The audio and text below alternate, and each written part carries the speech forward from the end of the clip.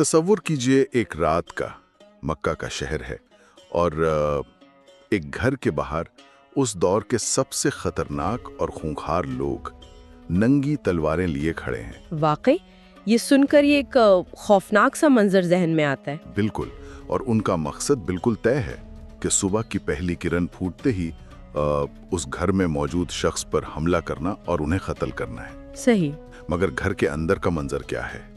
एक नौजवान उस बिस्तर पर सोने की तैयारी कर रहा है, ये पूरी तरह जानते हुए भी कि बाहर दरवाजे पर मौत उसका इंतजार कर रही है। हाँ, और हम अक्सर ऐसी बातों को सिर्फ एक कहानी समझकर आगे गुजर जाते हैं ना। सही बात है, लेकिन जरा दो पल रुककर उस जहनियत को समझने की कोशिश करें तो मौत बिल्कुल सामने खड़ी है, बंदूक तैयार है और एक शख्स इतने इत्मीनान से उस बिस्तर पर चादर ओढ़कर सो जाता है कि दुश्मन सुबह तक धोखे में रहते हैं। बिल्कुल, और ये सिर्फ अंधी बहादुरी नहीं थी। देखें, ये एक ऐसी गहरी हिकमत और ईमान की पुख्तगी है जो आम इंसानी तसव्वुर से बहुत आगे की बात लगती है। ठीक है, चलिए इसे समझने की कोशिश करते हैं।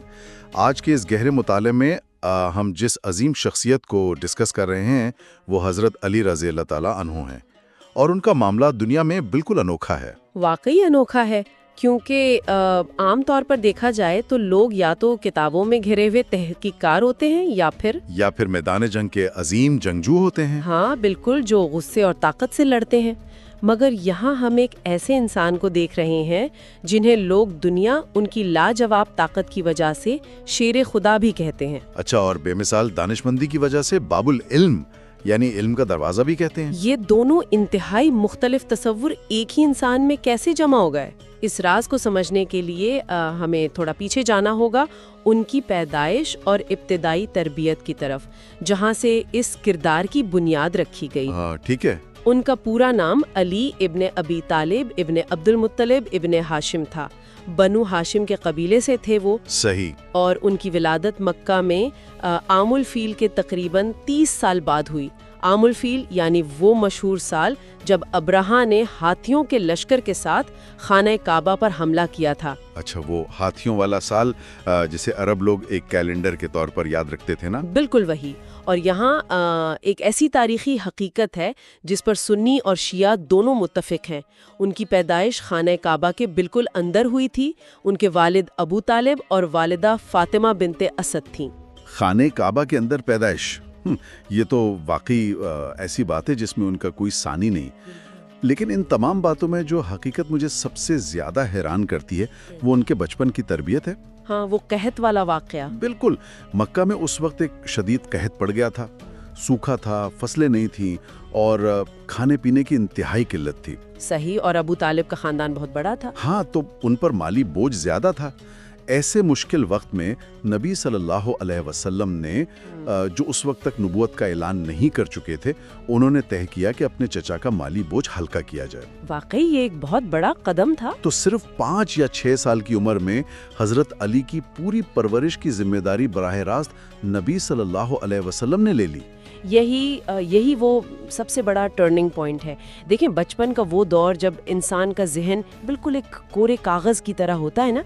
हाँ, वहाँ जो लिख दिया जाए वही पक्का हो जाता है। बिल्कुल। और उस वक्त मक्का का आम माहौल कैसा था? बुत परस्ती उरूज पर थी, शराब नोशी आम थी, लोग छोटी छोटी बातों पर तलवारें निकाल लेते थे। यानी सदियों पुराने कबीली तसव्वुफ भरे हुए थे वहाँ। सही कहा। अगर वो आम बच्चों की तरह उन गलियों में पलते तो उस माहौल का असर तो जरूर लेते, लेकिन उन्हें एक ऐसे आंगन में तरबियत मिली जहां दुनिया के सबसे अजीम अखलाक वाले इंसान उनकी खुद निगरानी कर रहे थे। एक ऐसी शख्सियत जिन्हें पूरा मक्का सादिक और अमीन कहता था। ये तो बिल्कुल ऐसा हो गया ना जैसे आज के दौर के किसी एक्सक्लूसिव मेंटरशिप प्रोग्राम में किसी को दाखिल कर दिया जाए, जहां दुनिया का सबसे बेहतरीन उस्ताद आप पर बराए रास्त अपनी पूरी तवज्जो दे रहा हो। बड़ी अच्छी मिसाल दी आपने। उनके करीब फटकने भी नहीं दिया होगा, और इस बुनियाद का नतीजा हमें जल्दी ही मिल गया। हाँ, जब हिरा की गार में पहली वही नाजिल हुई और इस्लाम की दावत शुरू हुई, तो बताया जाता है कि मर्दों में सबसे पहले इस्लाम उन्होंने कबूल किया। उस वक्त उनकी उम्र सिर्फ 10 साल थी। 10 साल? हाँ। यहाँ रुककर सोचना जरूरी है کہ 10 سال کا بچہ دنیا کی پیچیدگیوں کو کیا ہی سمجھتا ہے، مگر یہ تصدیق تھی اس بنیاد کی جو پچھلے 5 سالوں میں رکھی گئی تھی، اور یہ قبولیت چپ کر بیٹھنے والی نہیں تھی۔ دعوت ذوالعاشرہ کا واقعہ اس کی مثال ہے۔ اچھا، پہلے ہمارے سننے والوں کے لیے اسے تھوڑا سا آسان کرتے ہیں۔ یہ دعوت ذوالعاشرہ دراصل کیا تھی؟ ذوالعشیرہ کا لفظی مطلب ہے قریبی خاندان والے یا رشتہ دار۔ نبی صلی اللہ علیہ وسلم نے اپنے تمام قریبی رشتہ داروں اور بنو ہاشم کے بڑے لوگوں کو کھانے پر جمع کیا۔ مقصد یہ تھا کہ انہیں سب سے پہلے اسلام کا پیغام دیا جائے۔ اچھا، پھر محفل میں کیا ہوا؟ کھانا کھانے کے بعد جب آپ صلی اللہ علیہ وسلم نے بھاری محفل سے پوچھا کہ اس عظیم کام میں تم میں سے کون میرا وزیر بنے گا، کون میرا ساتھ دے گا، تو اس وقت محفل میں عرب کے تجربے کار روسا خاموش بیٹھے تھے۔ سب جانتے تھے کہ اس کا مطلب ہے پورے عرب کی دشمنی مول لینا۔ اور اس خوفزدہ اور بھاری خاموشی میں ایک 10 سال کا بچہ کھڑا ہو جاتا ہے۔ مجھے واقعی سمجھ نہیں آتی کہ ایک بچے میں اس بھاری محفل کا سامنا کرنے کی ایسی جرأت کہاں سے آئی۔ یہاں جو بات سب سے دلچسپ ہے وہ یہ ہے کہ اس وقت ان کی عمر ایسی تھی کہ جسم میں پوری طرح مردانہ پختگی بھی نہیں آئی تھی، تنڈلیاں کمزور تھیں اور آنکھوں میں کسی تکلیف کے آثارات تھے، مگر ان کی آواز میں ایسی گنگراہٹ تھی جس نے اس سناٹے کو چیر دیا۔ انہوں نے کیا اعلان کیا؟ انہوں نے کھڑے ہو کر اعلان کیا کہ میں آپ کا وزیر بنوں گا۔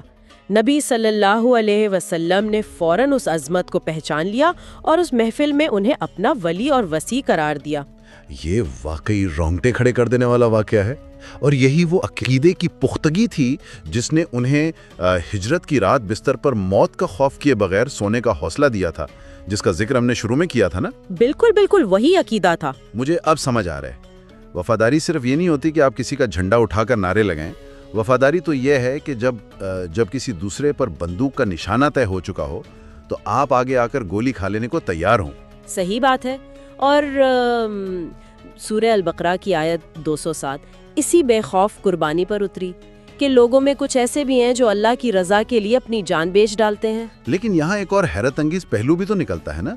جب صبح ہوئی اور قریش کو پتا چلا کہ بستر پر وہ دشمن نہیں جسے وہ مارنا چاہتے تھے، تو حضرت علی مکہ میں کیوں رک گئے تھے؟ فوراً بھاگے کیوں نہیں وہاں سے؟ کیونکہ نبی صلی اللہ علیہ وسلم نے ان کی ایک اہم ذمہ داری لگائی تھی۔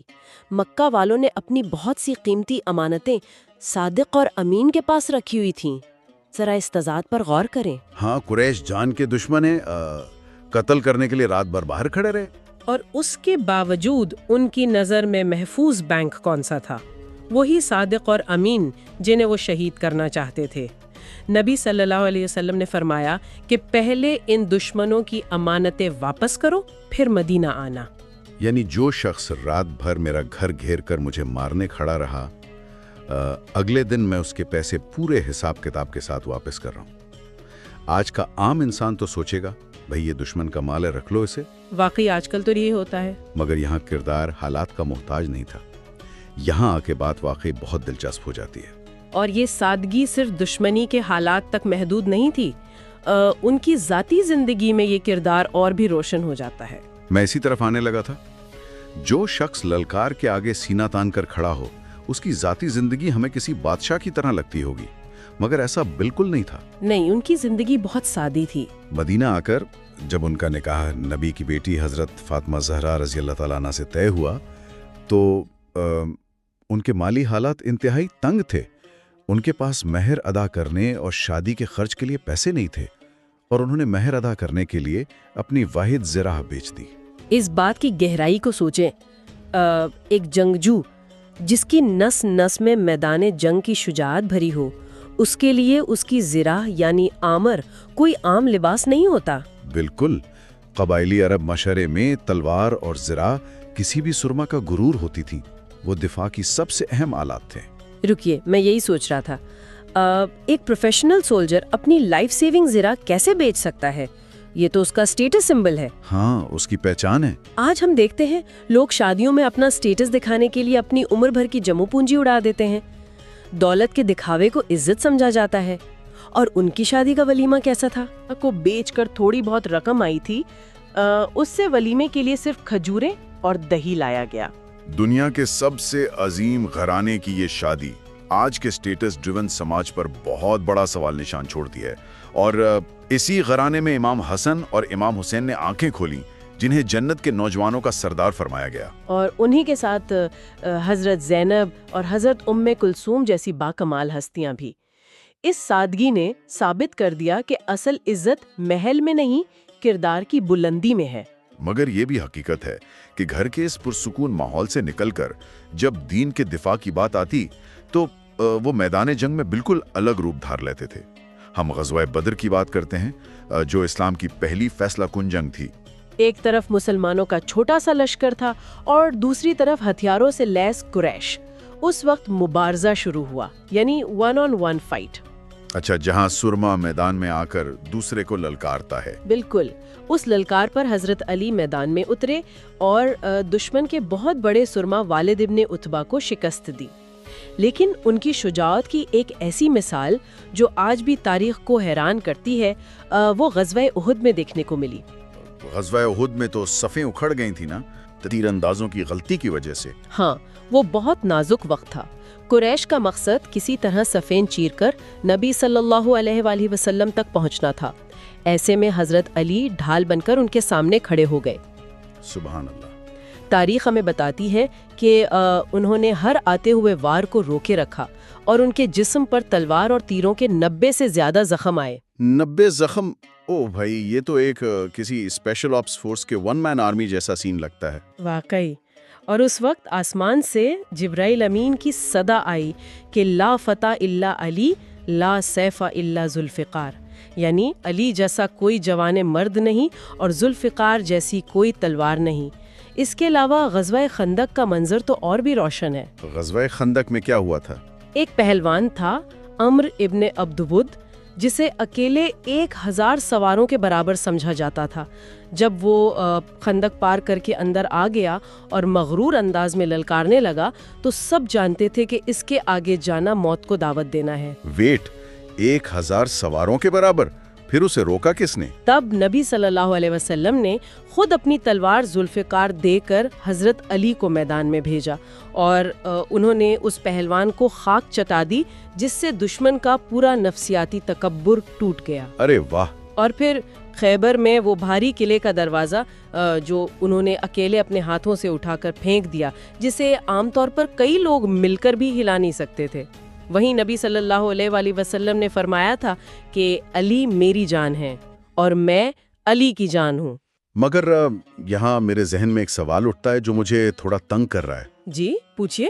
جب کسی انسان میں اتنی شدید جسمانی طاقت ہو، جو میدان میں ایسی ڈومیننس رکھتا ہو، تو عام طور پر ایسے واریئرز ایروگنٹ ہو جاتے ہیں نا۔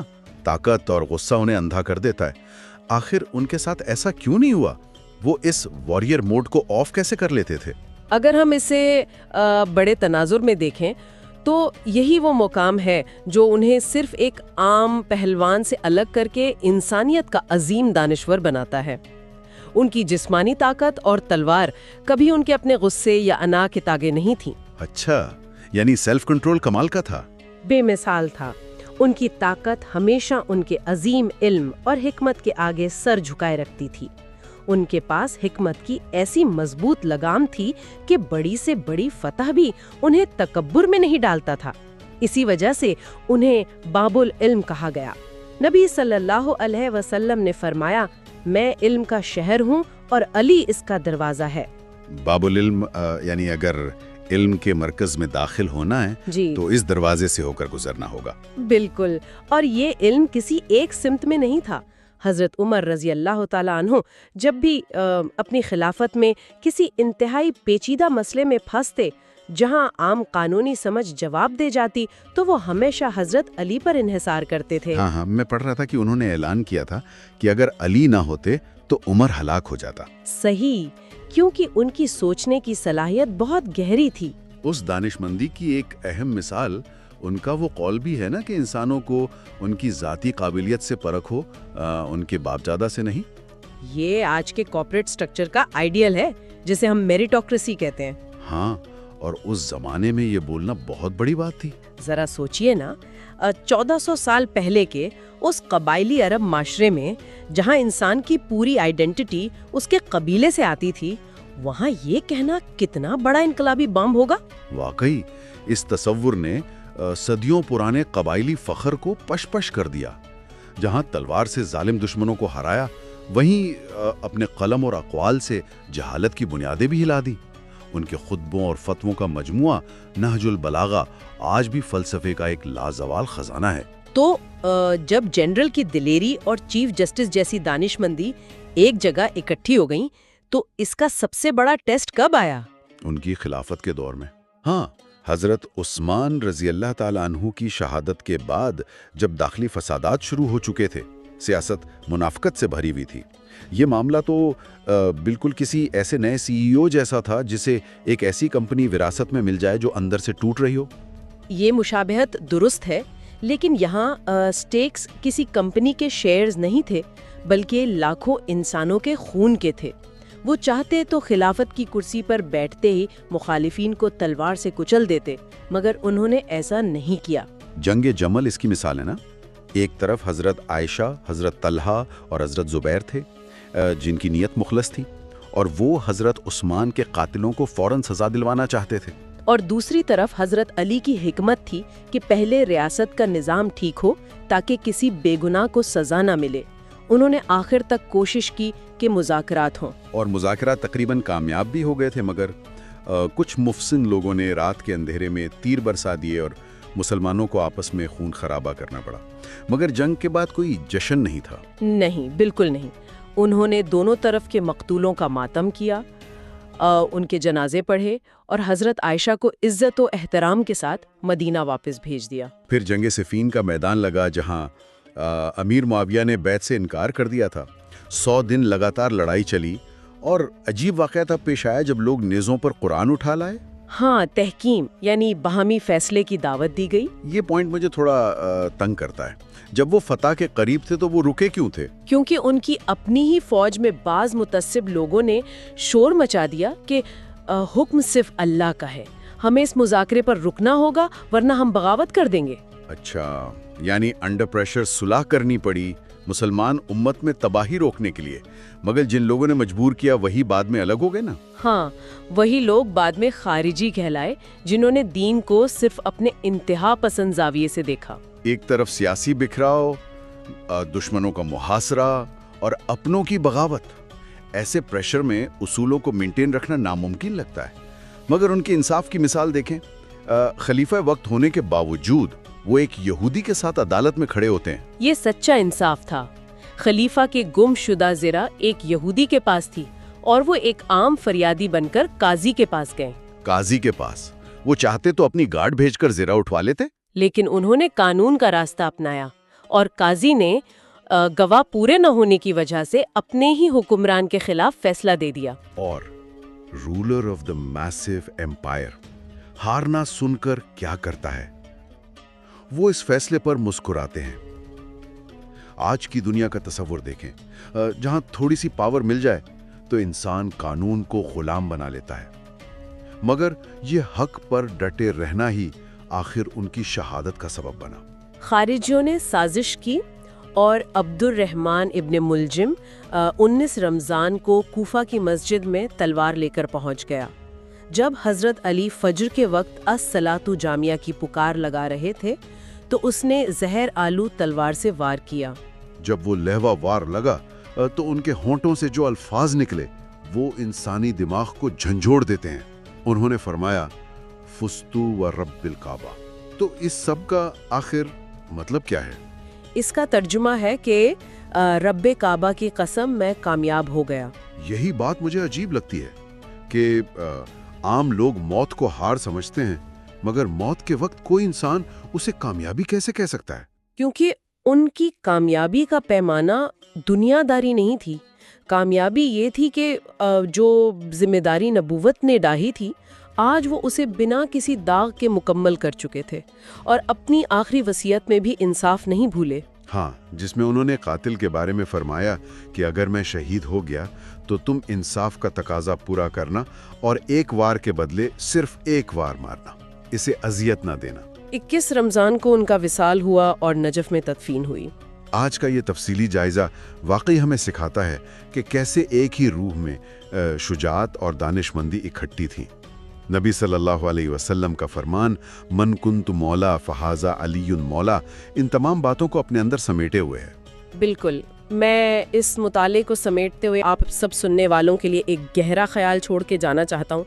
आज हमने हज़रत अली का एक कौल सुना था कि बेदार दिल की ताकत इल्म से है, जिस तरह ज़मीन की ताकत बारिश से। ये एक बेहतरीन बात है, मगर ज़रा एक लम्हे के लिए ठहरिए और सोचिए। आज हम जिस डिजिटल दौर में हैं, सुबह आंख खुलते ही नॉन-स्टॉप नोटिफिकेशंस और मालूमात की बारिश हमारे दिमाग पर होने लगती है। सही बात है, हमेशा स्क्रीन्स पर होते हैं हम। तो क्या वाकई ये सारी मालूमात वो जिंदगानी बख्शने वाली बारिश है जो हमारे दिलो दिमाग को जरखेज बना रही है, या फिर ये मालूमात का एक ऐसा सैलाब है जो हमारी सब्र और दानिशमंदी की मिट्टी को बहाकर अपने साथ ले जा रहा है? वाकई हमें सोचना पड़ेगा कि क्या हम सिर्फ इंफॉर्मेशन जमा कर रहे हैं? बिल्कुल। क्या हम वाकई इल्म के उस दरवाजे की सिखाई हुई हिकमत पर अमल कर रहे हैं? ये एक ऐसा सवाल है जिस पर हम सबको ठहर कर ज़रूर गौर करना चाहिए।